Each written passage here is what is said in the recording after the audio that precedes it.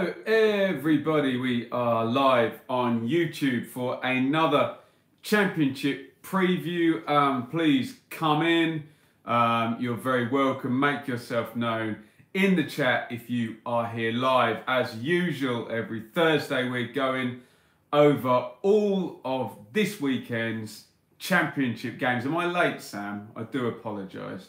We're going over all the championship games. Another fascinating this week, including those catch-up games in midweek, which brings all bar 6 teams up to the 34 game mark. So we have 12 games to go. That is actually an entire quarter of the season left. I know it seems like we're in the home straight, but there is still over 25% of the season to go. Let's start at the top. As always, good evening, Ben. Good week for Forest, yeah. We'll start at the top, so get your predictions in down the side for Millwall versus Norwich. Millwall in 20th, Norwich obviously up the top. Norwich 4 wins in 5, and a really big result for Norwich with Leeds losing means they stayed top. Leeds could have gone top on Tuesday if they'd beaten QPR. I was there, check out my match review there. So Norwich still 2 clear of 2nd and 3rd.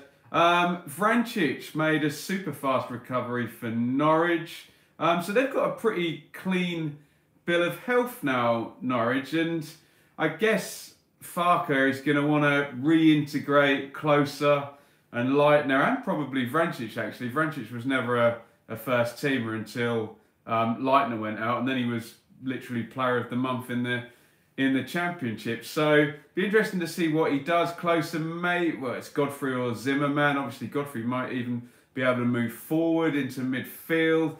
Vrancic could help out in the 10 position. So seems like a lot of options for Norwich at the moment with those injuries clearing up for them. I suspect he'll keep a very consistent team and only start moving stuff around if they're in trouble in games. Millwall had that brilliant win over Derby. Check out my review of that. 2 defeats though since then. Only 1 win in 8 since their 3-game winning streak over New Year. Simply put, in the league, they're not in good form. The FA Cup is a different matter. This is a really tricky one. Tony says 2-0 Millwall and then a 3-2 Norwich win. Yeah, we saw one of Norwich's fabled comebacks was over Millwall earlier in the season, isn't it? Downstairs, first time off to the Den tomorrow. Great place to watch football. Dan, you'll love it there. Millwall are interesting. I think they can score in this game. Millwall can score against anyone with Jake Cooper and corners and throw-ins and whatnot. It's just how many chances Norwich can create. Millwall have a habit of starting games very fast. You would think Norwich are going to have too much for them, and the worst case scenario for Norwich is a draw. But I just can't see them creating less than 13 or 14 shots on goal in this game. So let's go for an away win and Norwich to keep pushing on up the top of the table. Next one. Oh, big one. I'm going to this one as well. On Monday night, Sheffield Wednesday versus Sheffield United. Get your predictions in down the sides for this. Like I say, look out for the match review. My second Steel City derby of the season. And the first one was rubbish. So I look forward to this one. If Leeds pick up points on Friday, the Blades will go into this game not in the top 2. But they are in absolutely superb form. 4 wins in the last 5. And also in their last 6 games, they've also gone away to Norwich and away to West Brom. And it was only that ridiculous collapse against Villa, which was quite the freak because they played brilliantly for the rest of that game as well, that's blotting their copybook there. Lots of positivity at Bramall Lane. New contracts. I think Stevens and O'Connell has signed one today. Looks like everybody's fit as well, similar to Norwich, and Chris Wilder rotating the first 11 all the time, and same as with Norwich, whoever's coming in, it's a well-oiled machine, and they're doing really well. You know, makeshift left wing backs, all sorts going on there. My feeling on this, let me talk about Wednesday first, because they won in midweek over informed Brentford, jumped into 12th spot, and I've seen some Owls fans on my Twitter feed looking at the playoffs. There's not many teams in that pack in better form than Wednesday at the moment, and Derby and Bristol City over these past 2 games doing their best to stuff it up. So it's gone from 12 points to 6-point gap for Wednesday in a matter of like 3 or 4 days. God, this is a hard one to call. The pattern of the game will be totally different than when Josh Lukai was in charge, and it was literally attack against defence, and they got 2 0-0 draws in the last 2 seasons at Bramall Lane. I can see Wilder put in, I said this last time when he played McGoldrick, but Medine and Sharp in there. I think he might go for Dowell for some more legs, so you're going to have Duffy, Hogan, McGoldrick possibly on the bench. I'm sure O'Connor will come back in and Stevens will come back over to wing back. They're in great form. Bruce will want to spoil it, but let's go for an away win for the Blades in that one. It's going to be a really, really good one. Really looking forward to it. Look out for the review, normally about 10:30 on a midweek game, but watch it the next day. Why not? Next, Leeds versus West Brom. I love it. So many huge games all the time. Leeds in 3rd versus West Brom in 4th, and this is on Friday night, so either team real chance to lay down a marker at the start of the weekend, and it all gets magnified at this time of the season. Both teams losing their previous games, both West Brom and Leeds. I was at QPR v Leeds on Tuesday. They did hit Bielsa beauty for about 10 minutes in the first half, but didn't score. They got into that mode. It didn't quite work out. And then second half really didn't work for them at all. Should be a similar team, I would have thought. I just wonder if Bielsa now is going to start looking at this and thinking, right, let's get these experienced guys in. Perhaps Alioski moves forward. Douglas comes in at left back. Harrison goes out. Dallas goes in down the right. Although knowing Bielsa will play him at right back and put Ayling in centre midfield. Connor says it's the exact same. You named the team already. Interesting. Those experienced players coming back, they're all available now. Leeds look a bit different with Bamford up front than they did. Oh, same bench. Interesting. Leeds look a bit different with Bamford on instead of Roof. Roof more kind of direct, and no, there's no ball into Roof for holding it up, whereas they did have that outlet. So it should be a strength, but didn't really work, like I say, on Tuesday. Roof and Clark still out. Jack says 3-2 West Brom, 2 penalties for Gale. Dwight Gale, of course, has won the most penalties of any Championship player this season with 5. He will no doubt be playing. West Brom with that key home defeat against Sheffield United. They had this much vaunted 8 away wins in the last 9 games. And I've seen a few of them. Higazi, Murphy and Robson Kanu all back in training. Still a sense with West Brom that these Premier League players are kind of getting them through a lot of this, and maybe the manager needs a couple more seasons to kind of get with it in terms of this division. God, this will be a really interesting one. I suspect both teams will score. I'm just looking at the touchlines and thinking Leeds with 34,000 and Bielsa versus Darren Moore. I think Leeds might win this one, so I'm going to go for a home win. Keep your predictions coming in the feed down the side. Muchly appreciated.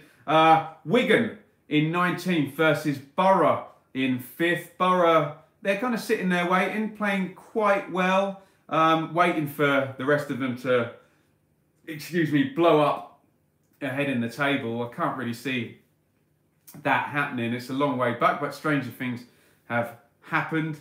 Bradley says, what a big win that will be for Leeds or West Brom. And Borough can take 3 points out of them with this game. Borough in good form, 1 defeat in 9, 18 points across that 9 games. So they're on the magic 2 points per game. Yeah, I have seen the size of Big Dave, John. Fletcher and Assombalonga, so 2 up front in the last game, which a lot of Borough fans have been complaining about, how 5 in defence and 1 up front, how it wasn't working out. I saw Wigan last week and they were not very good at all. They laboured to a 1-1 draw against my team, Ipswich, and they played 10 men against bottom of the table Ipswich for 75 minutes. Didn't play well, other than Reece James, the right back, who was absolutely brilliant, and far more experienced players were just shifting him the ball the home time. Wigan are still, however, 7th in the home table after that brilliant start. Wigan have more home points than West Brom, Borough and Bristol City, positions 4, 5 and 6. I think Borough are in a quite good spot at the moment, and I think they're going to out-punch Wigan in this one. Blaine says thrilling 0-0 draw. I'm going to go for I think Borough will keep a clean sheet, but I think they're going to score. So I'm going to go for an away win here, and Borough to put some pressure on whoever drops points out of Leeds and West Brom there. I know they're a few points back, but there's that Leeds-Sheffield United game coming up as well. Dan says boring drab 1-0. I think I'm going with that one. Right, predictions in for Preston versus Bristol City. 10th versus 6th. And is it happening again? Bristol City, 9 wins on the Triton Hill comps, and now 3 defeats in a row. Is Streaky Lee back again? I would have given him a pass, losing to Wolves in the Cup. I'd have given him a pass, Norwich away in the league. That's statistically the hardest game. John says 1-1 for this one. But Birmingham at home on Tuesday, they also lost that one. So that is 3 defeats in a row, and that pricked up my attention for the Lee Johnson Streaky Lee streak. Preston are in great form themselves. Joint most points with Sheffield United over the past 6 games. 1 league home defeat since September the 29th. I think Bristol City are going to lose a game in this one. I went and saw Preston, who were they playing against? Derby. It was a bit of a drab 0-0, but I could see how hard an away trip that is and how they really do. They're a good tackling team as well and a hard team to come up against. So I'm going to go for a home win in this one, which means the Johnson streak will go to 4 defeats, and it's really going to open up this playoff position soon. I remember saying on here a couple of, maybe even about 4 or 5 weeks ago, playoff teams not going to change, but Derby and Bristol City seem intent on letting Birmingham and Forest, those guys, you know, at least have a sniff of it. Let's move on to the aforementioned Derby. So get your predictions in down the side here. Does anyone want 6th? Probably not, being you're going to end up playing Leeds, Sheffield United or Norwich in the playoffs probably. So 6th might not be a very good spot anyway, really. Villa versus Derby. Get your predictions in down the side. I happen to have quirk of fixtures. I've been to the last 3 Derby games, and they haven't been very good actually. 1 point in 9, only 1 goal, which was a deflection against hapless Ipswich. Andy King out for the season with a freak injury. More importantly, no Mount, no Lawrence, no Bryson. So God knows what's going to be happening. Huddleston and another. Is George Evans fit? In the middle there. Carson back on the bench at Forest. For Villa, we get to test the Jack Grealish theory now, don't we? Grealish back in training, so likely back in the starting 11.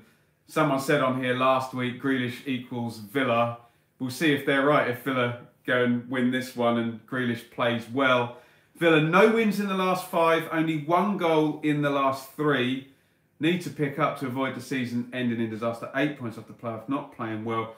My prediction depends purely on Grealish, I think. I think if Grealish starts, I think Villa will win this one. Derby not in a good moment, and really missing Mount and Lawrence's movement and passing around that central midfield. And Marriott totally isolated. I was at Derby Forest on Monday and they really didn't create any chances at all. I've noticed that Cedric swims with your prediction. He swims a little loop-the-loop. Everyone say hi to Cedric in the fish tank there. My wonderful fish. Moving on, Hull versus Birmingham. Hull in 11th, Birmingham in 8th. Get your predictions here. Great win for the Blues midweek at 6th place Bristol City. And that was a proper playoff chase there. Really good win for Birmingham to take 3 points out. Mahoney and Morrison with the goals. Blues fans, help me. How often do Blues win and Adams and Jutkovic not score? That was a really interesting one. Blues' only defeat in the last 8 games away from home came at Norwich. 1-0 Hull, 2-1 Hull, 2-2. Fairly mixed. Not much love for Birmingham there. Hull had been my prime on the beach candidates. They lost 5-1 last week. But they beat Millwall in midweek, first win in 4. I still expect some fun. Look out for Hulls. If you're a betting man, get on the over 2.5 goals in a lot of the Hull games towards the end of the season. 6 points gap to the playoffs. If that grows over the last 10, I think we'll see that, excuse me. I think this one will be a draw. I think both teams are going to score. Birmingham just got threat in every game, haven't they, with their front two. But Hull have got Grzycki and Bowen and Campbell and Irvine behind there. So I think I'm going to go for a scoring draw in this one. Agree with whoever said 2-2, something like that. Stoke versus Forest. Get your predictions in down the side. Stoke in 18th. Not good enough for that squad. Forest in 9th. I saw Forest for the first time under O'Neill on Monday. Exactly what I expected. Solid, squeeze the game, direct, intense. 3 guys making lots of tackles in the middle of the pitch. Most positions look fairly locked down. They look quite solid at centre half actually. Milosevic and Benalouin are both kind of powerful Championship players. Darryl says 0-2 Forest. Stoke very, very poor. Only interesting one is Grabban and Murphy. I saw a quote from O'Neill today saying still doesn't know what's quite going on with Grabban's Achilles, and it looks like they're looking to the player to give them the information on whether he's fit or not to play. Stoke have stopped losing, 3 straight draws, but Nathan Jones still 1 win as manager, only 1 point from the last 3 home games with only 1 goal. I think I'm going to go for Forest in this one. I think O'Neill is a momentum guy.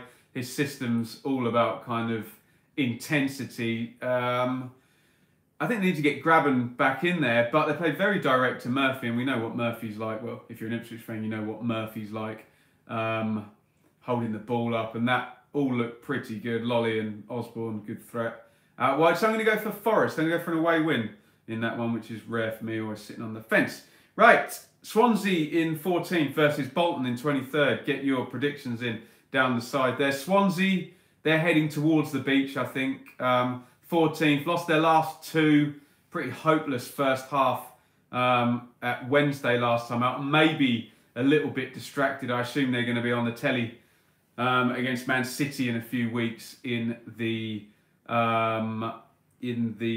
FA Cup quarter-final. Bolton had that brilliant win over Birmingham, but then they got hammered by Norwich. Bit closer against Leeds, so 2 straight defeats there. More competitive against Leeds, but I think Leeds are a bit tense and a bit nervy at the moment. 2-0 Swansea, 0-1 Bolton there. Swansea, says William. The Trotters have announced an agreement in principle, which if you've ever bought a house, you'll know that doesn't actually mean anything, and lots could still fall apart before that all goes through, but possibly good news for the Bolton fans there. On the pitch, 4 points off safety, but they've only got 4 points in the last 9 games. So that's a long way when you're down the bottom there. This is an interesting one. I agree with a lot of what's been said in the feed there. This will either be about 3-0 or 4-1 to Swansea, or Bolton will win 1-0. All depends on Swansea. If Bolton really get up them and it's going to be a set player, McGuinness or a Wheater or Hobbs or something like that. But I think Swansea are going to be quite relaxed, and I think they're going to start playing the ball about. McBurney must have about 16 as well. Now, I'm going to go for a home win in this one. Bolton not good away from home. Rotherham versus Blackburn. Get your predictions in down the side as always. Blackburn halted their losing run at Birmingham last time, 2-2 draw. They want to avoid my beach. I'm sure Tony Mowbray won't let them get on the beach the way he likes to play. They go to Rotherham this week, local derby at Preston. Next, Rotherham, they just draw all of the time, don't they? And in all of these 6-pointers they've had, they've all been draws. But this is the sort of game that Paul Warne will target. Lower half opponents, no win in 5, and at home.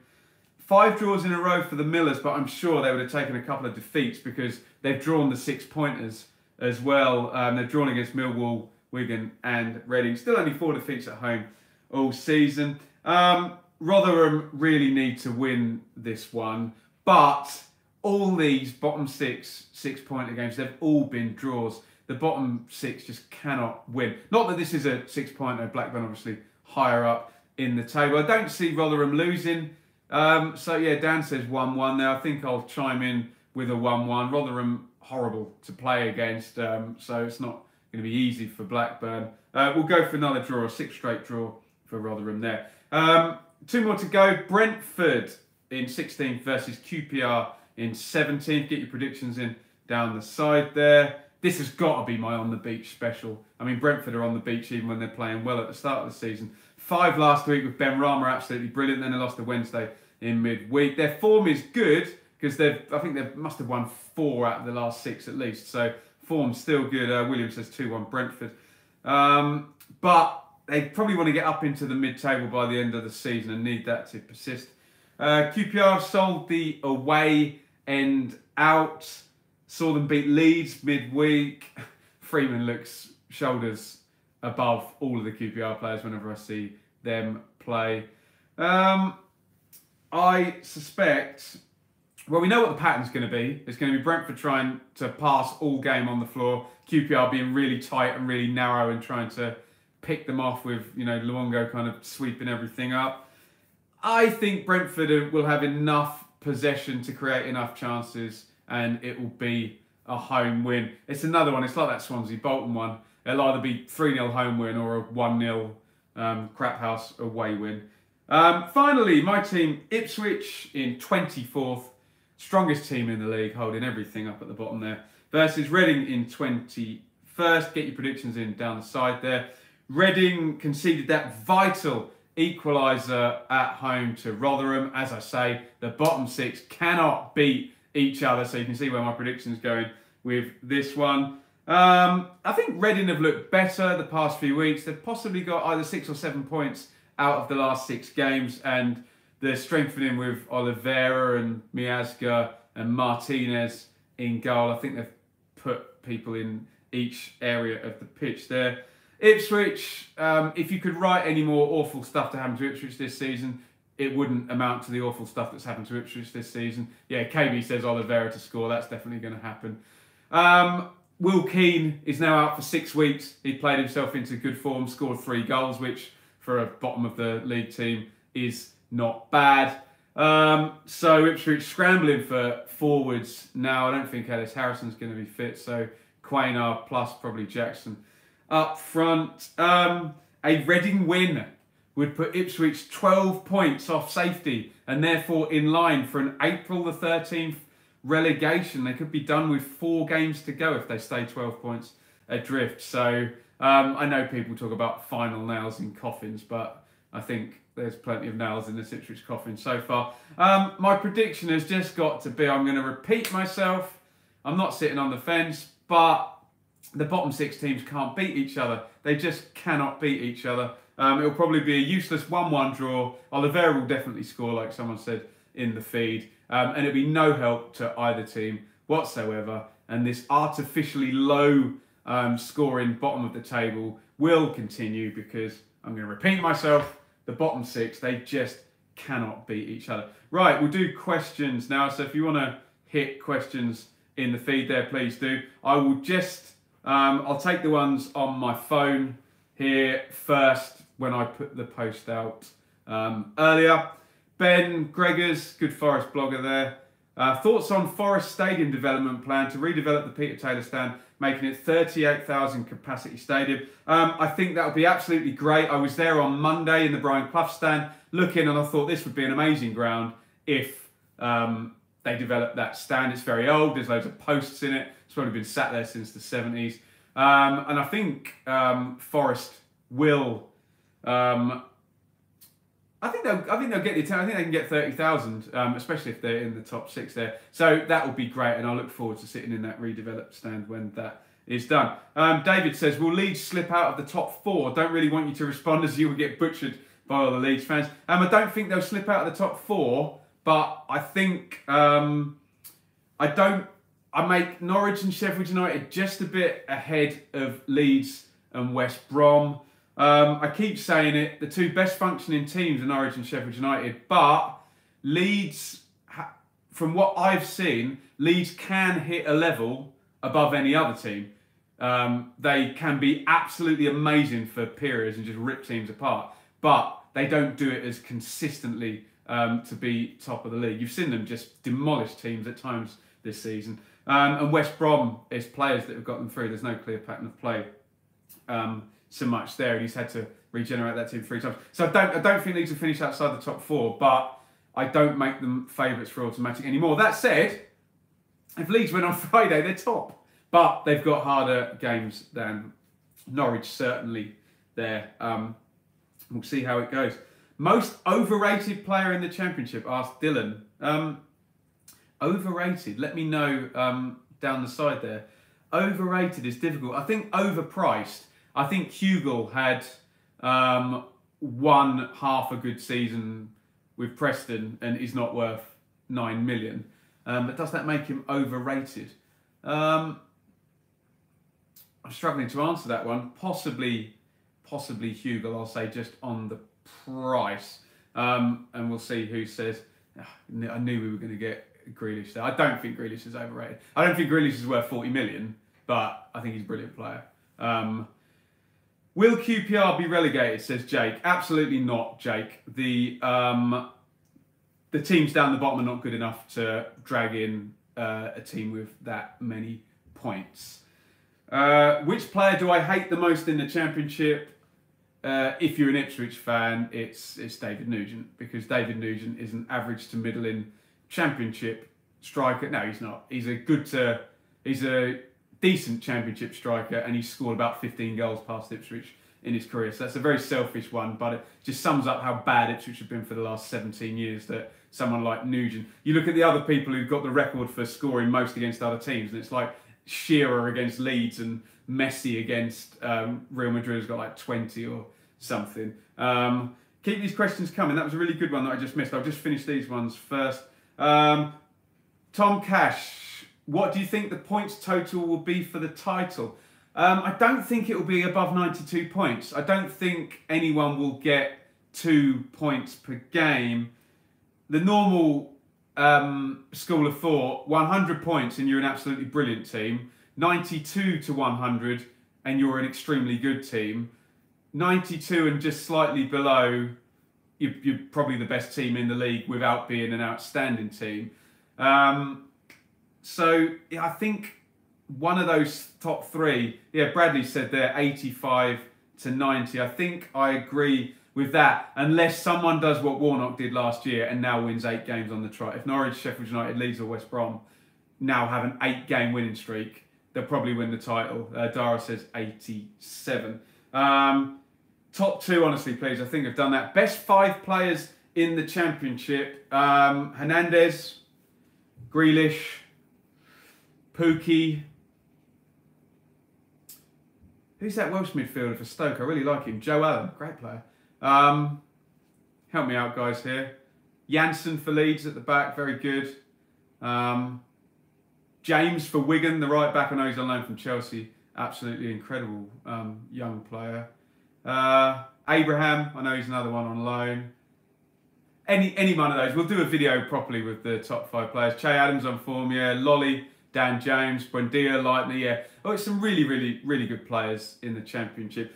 I like to kind of look at their age and their ability, because obviously like Sharp has been absolutely brilliant, but this is it for him now. I think he's 33 or something. You want to look at the ones who could play higher up. Oh, Norwood, good shout. Yeah, Norwood's been brilliant for Sheffield United. That'd be another good one. All those deep line playmakers, Woods, Allen, Leitner, Norwood, some really good ones. Yeah, Cash, I think he's got a way to go. Dara there, he's only 21. Needs to play himself into that Forest team. Top 2, honestly, yeah, we've done that one. Any more questions in there? Hotter on his day, yeah, very good, very good. Any more questions in here, I will take them. If not, I'm not at any games on Saturday and Sunday this weekend. I'm doing the Mrs. birthday present stuff, but I will be at the Steel City Derby on Monday night, so I'll do a full review at some point. Is Max Aarons the best right back in the league already? He's the best right back owned by a Championship club. He's not as good as Reece James, but he's very good, Mike. Max Aarons. Will Pookie do well in the Premier League if they go up? Depends on the team. If he gets the chances, yes, he puts them all away. Villa or Blues? I'll sit on the fence on that one. I like both of them. Do I think the overall standard of the Championship is now miles better than a few years ago? No, but I think the gulf between the top of the Championship and the bottom with those parachute payments, the haves and the have-nots, are ridiculous now. Where you've got Rotherham playing against Villa, who've got Scott Hogan with 40 grand a week on the bench. So there's a big gulf between the haves and the have-nots. Whereas I don't know whether the football's any better. Bingo, this was a good. Which of the top 6 would be best suited to life in the Premier League? The 2 teams that have got a real. Actually, there's 3 teams with a real pattern of play, and they are Norwich, Sheffield United, and ridiculously Middlesbrough. I know that sounds stupid, but Middlesbrough have got a philosophy. They play really tight and really defensive and quite pragmatic. So you're just looking at teams that have built something up. The ones that do the best are the ones that don't change too much, add a couple of players, and already have a pattern of play. Right, I think we're good. We've done all the games. I've done most of the questions. Follow me on Twitter at Benjamin Bloom if you haven't already. I guess I'll try and, it'll possibly be Sunday night when I do this next live stream, so I'll put a shout out for questions. Blues or Villa, I'll be at that game as well, looking forward to that. Will Forest get playoffs? Possibly. If Derby and Bristol City continue to crap the bed and Forest get some momentum, then possibly. Yeah, I wouldn't have said that a few weeks ago, but not a good standard from 6th to 10th. No one winning loads of games there. Top scorer, on the basis Sharp will probably get rested, unless Villa go on a good run and it's Abraham, and it's going to be Pookie, isn't it? On that, Ipswich or Rotherham. Ipswich every day of the week. Does FFP make it harder for teams to develop into good Premier League teams? Like Rotherham can't spend the money. Maybe, but you wouldn't want to see Rotherham overspend and, you know, really end up in doo-doo. I think Rotherham's quite a good, when you look, the stadium's the perfect size and they cut everything according to their, cut the clothes according to their cloth. So, possibly, but I wouldn't like to see teams really go for it. Right, I'm going to shut up and I'll see you all Sunday and then Monday night Steel City Derby. Okay.